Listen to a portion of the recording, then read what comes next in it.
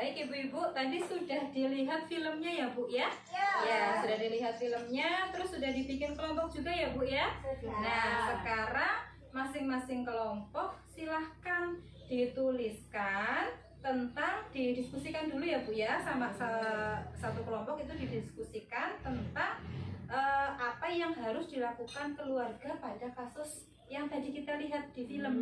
Ya, keluarganya harus bagaimana gitu.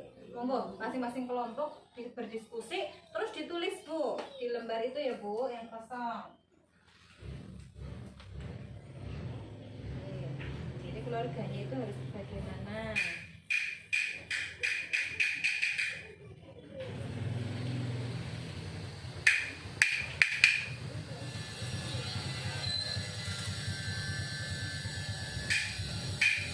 Jadi ceritanya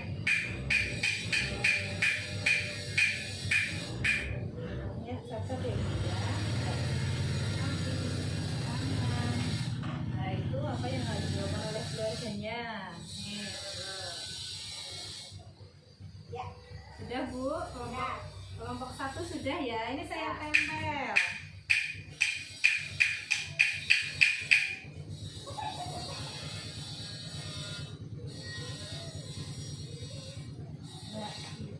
Sudah, kelompok kedua sudah ya.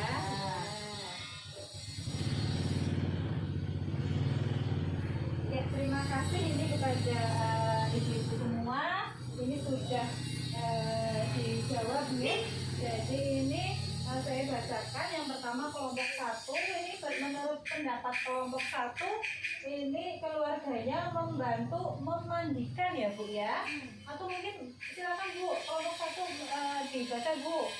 Membantu memandikan, membantu memberikan makan, membantu memakaikan baju, membantu memakaikan baju ya. Jadi menurut kelompok satu, membantu memandikan, memberikan makan dan memakaikan baju. Terus kelompok dua, monggo Bu Novi dibaca. Membantu memakaikan pakaian, terus membantu memandikannya, terus membantu memandikan sesuatu.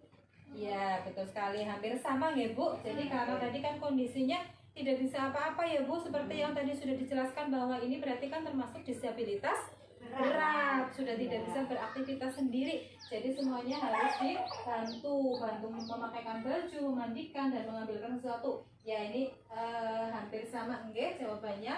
Ini kita lihat bersama-sama di sini apa saja sih pelayanan terhadap penyandang disabilitas berat di keluarga, nggih. Ya, jadi yang pertama, apa ini Bu yang pertama? memberikan makanan 4 sehat 5 sempurna. Ya, jadi tadi jawabannya berarti betul sekali ya Bu ya. Jadi kita harus memberikan makanan 4 sehat 5 sempurna dan dibantu juga, nggih. Dibantu untuk memberikan makannya. 4 sehat 5 sempurna sudah paham ya Bu? Ya. Berarti ada nasi, Sayur, buah-buah, lauk, dan buah, kemudian ditambahkan susu ya. Kemudian memandikannya berapa kali Bu sehari? 2 kali ya. Dan di sini juga melatih juga membersihkan diri ya, untuk mandi, gosok gigi ya, itu juga dilatih.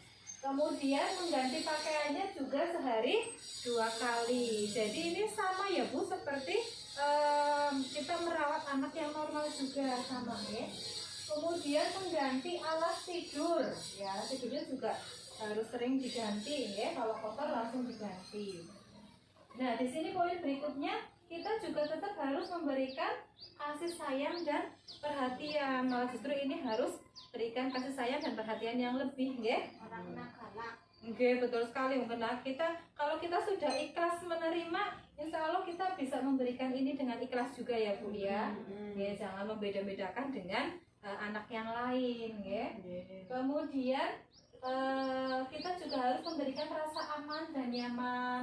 Kemudian juga kita mengajak berbicara Bu, jangan terus karena anak kita mengalami kecacatan seperti itu, kita biarkan anaknya nggak bermain, bermain sendiri kayak gitu, diem saja. Itu jangan dibiarkan diem saja, tapi justru kita sering untuk mengajak ngobrol ya Bu ya, sering diajak ngobrol. Itu kan juga suatu pendidikan juga dari obrolan-obrolan itu ya, melatih komunikasinya juga gitu.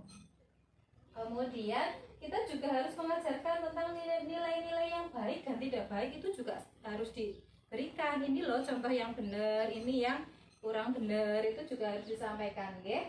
Kemudian walaupun disabilitas juga tetap harus dibuatkan akte kelahiran, itu tetap ya, dibuatkan akte kelahiran. Kemudian membawa ke puskesmas terdekat untuk diperiksa kesehatannya. Jadi ini rutin juga ya Bu ya, dibawa ke puskesmas terdekat untuk diperiksa kesehatannya. Kemudian obatnya diberikan sesuai dengan kebutuhan atau patuh obat ya. Kemudian kita berikan kesempatan untuk bermain atau berinteraksi dengan tetangga, jangan malah dikerem di rumah terus kan kasihan ya. Jadi kalau kita sudah itu betul sekali Bu Ika ya, jadi sudah ada ketidaknormalan tambah di dalam rumah terus kan jadi minder, nanti tambah minder gitu ya Bu ya. Jadi harus diajak bermain, ditemenin keluar biar ketemu sama teman-temannya, walaupun dia tidak bisa ikut bermain bersama teman-temannya, dengan dia melihat saja itu sudah senang ya Bu.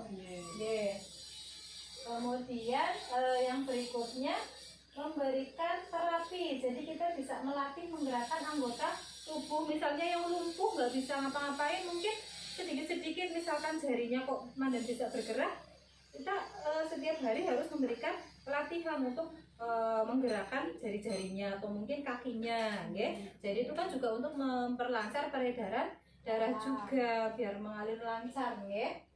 Kemudian menjaga dari kekerasan dan eksploitasi atau jadi kita harus dijaga kekerasan seperti yang materi kemarin sudah dijelaskan ya Bu ya. Kemudian kita juga mengajarkan nilai-nilai spiritual nggih. Kalau kebanyakan di tempat kita agamanya mungkin Islam ya Bu ya. Nggih, jadi ya tetap diajarin ngaji, baca bismillah dulu nggih. Ya, jadi diajarkan ayat-ayat kan kalau hafalan-hafalan sering dengar kan nanti lama-lama juga walaupun kondisi anak seperti itu tetap nanti bisa lama-lama hafal ya. Jadi tetap diajarkan nilai-nilai spiritual. Kemudian ini Bu, terkait dengan perabot di dalam rumah.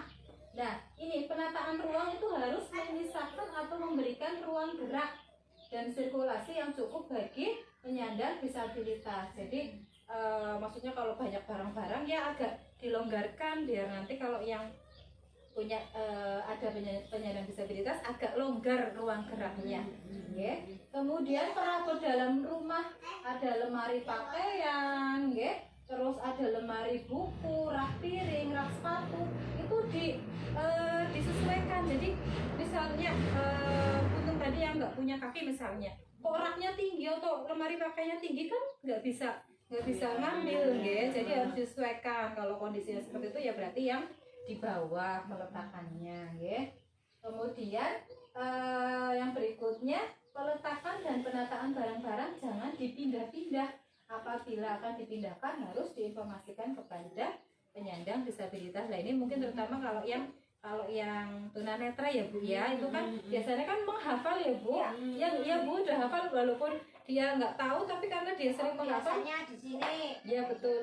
Kalau hafal lama-lama gitu ya Bu. Kalau dipindah dicari Iya betul. Jadi itu harus bilang dulu berarti enggak biar tahu.